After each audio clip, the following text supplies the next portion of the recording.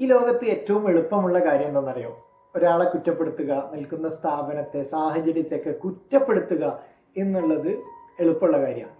എന്നാൽ മറ്റൊരാളെ മനസ്സിലാക്കുക, അദ്ദേഹത്തിൻ്റെ ഭാഗത്തു നിന്ന് ചിന്തിക്കുക, it's not easy. Yes or no? Hi, I am Jafar Ali. I am a conscious living coach. Mind set reset എന്ന കോഴ്സിൻ്റെ 29ാമത്തെ ദിവസത്തിൽ നമ്മൾ ചർച്ച ചെയ്യുന്നത് the art of non judgemental. എങ്ങനെ നമുക്ക് ഒരു നോൺ ജഡ്ജ്മെൻ്റൽ ആയിട്ട് മുന്നോട്ട് പോകാൻ പറ്റും. ഒരാളെ കുറ്റപ്പെടുത്താതിരിക്കുക എന്ന് പറയുന്നത് അദ്ദേഹം പറയുന്നതെല്ലാം അംഗീകരിക്കുക എന്നുള്ളതല്ല. അദ്ദേഹത്തിന് ആ വ്യക്തിയുടേതായിട്ടുള്ള അഭിപ്രായവും അതുപോലെ ആ ഒരു സാഹചര്യങ്ങളൊക്കെ ഉണ്ട്. ആ ഒരു അദ്ദേഹത്തിൻ്റെ ലൈഫുമായി ബന്ധപ്പെട്ട് അദ്ദേഹം മനസ്സിലാക്കിയതുമായി ബന്ധപ്പെട്ടാണ് അദ്ദേഹം സംസാരിക്കുന്നത് എന്ന് നമ്മൾ മനസ്സിലാക്കുക എന്നുള്ളതാണ്. പുസ്തകത്തിൻ്റെ ചട്ട നോക്കിയിട്ട് നമുക്ക് ആ പുസ്തകം നല്ലതാണോ ചീത്തതാണോ ഒന്നും പറയാൻ പറ്റില്ലേ. അത് ഫുള്ളായിട്ട് വായിക്കുമ്പോഴേ നമുക്ക് ആ പുസ്തകത്തെക്കുറിച്ച് അറിയുള്ളൂ. ഒരു വ്യക്തിയെ നമ്മൾ കാണുന്നത് ടിപ്പ് ഓഫ് ദ ഐസ്ബർഗ്. നമ്മളൊരു മഞ്ഞുമലയുടെ ആ ഒരു ഭാഗം, കുറഞ്ഞ ഭാഗം മാത്രമേ നമ്മൾ കാണുന്നുള്ളൂ.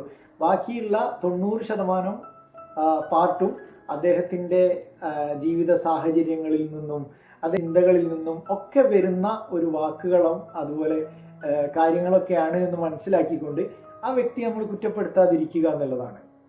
എങ്ങനെ നമുക്കൊരു വ്യക്തിയെ കൃത്യമായിട്ട് മനസ്സിലാക്കാൻ പറ്റും? അതിന് ഒന്നാമത്തെ കാര്യം എന്താണെന്ന് വെച്ച് കഴിഞ്ഞാൽ, നമ്മളൊരാളെ കുറ്റപ്പെടുത്തുന്നതിന് മുമ്പ് സ്വയം ചോദിക്കേണ്ടത്, അദ്ദേഹത്തെ വ്യക്തിപരമായിട്ട് എനിക്ക് പൂർണ്ണമായിട്ടും അറിയോ? ഞാൻ ഈ പറയാൻ പോകുന്നത് എനിക്ക് അറിയുന്ന കാര്യമാണോ?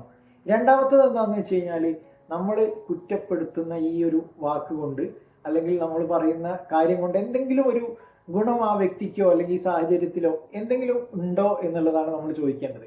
മൂന്നാമത്തെ ചോദ്യം എന്താണെന്ന്, ഇപ്പോൾ ഞാൻ കുറ്റപ്പെടുത്തുന്നതിന് പകരം എനിക്കൊരു എമ്പതി മൈൻഡോട് കൂടി എനിക്ക് ചിന്തിക്കാൻ പറ്റുമോ, എനിക്ക് അദ്ദേഹത്തിൻ്റെ ആ ഭാഗത്ത് നിന്ന് ചിന്തിക്കാൻ പറ്റുമോ, അദ്ദേഹത്തെ മനസ്സിലാക്കാൻ പറ്റുമോ എന്നുള്ളതാണ്. ഇങ്ങനെ നമ്മളൊരാളെ പെട്ടെന്ന് കുറ്റപ്പെടുത്തുന്നതിന് പകരം ചോദിക്കേണ്ട ചോദ്യങ്ങളാണ് ഞാനിപ്പോൾ പറഞ്ഞത്. നമ്മളൊന്ന് ആ ഒരു ചാലഞ്ച് ഒന്ന് ഏറ്റെടുക്കുക. ഒരു വ്യക്തിയെ കുറ്റപ്പെടുത്തുന്നതിന് പകരം അദ്ദേഹത്തെ മനസ്സിലാക്കാൻ വേണ്ടി ശ്രമിക്കുക. അദ്ദേഹത്തിൻ്റെ വാക്കുകളിൽ നിന്നും അദ്ദേഹത്തിൻ്റെ ബോഡി ലാംഗ്വേജിൽ നിന്നൊക്കെ അദ്ദേഹം പറയാത്ത ആ കാര്യങ്ങൾ എന്തൊക്കെയാണ് എന്നുള്ളത് മനസ്സിലാക്കുക. ഏറ്റവും നല്ലൊരു ലിസണറായിട്ട് മാറുക എന്നുള്ളതാണ് ഇതിൻ്റെ ഒരു വഴി എന്നുള്ളത്. അപ്പോൾ എല്ലാവർക്കും അതിന് സാധിക്കട്ടെ എന്ന് ആശംസിക്കുകയാണ്. Thank you.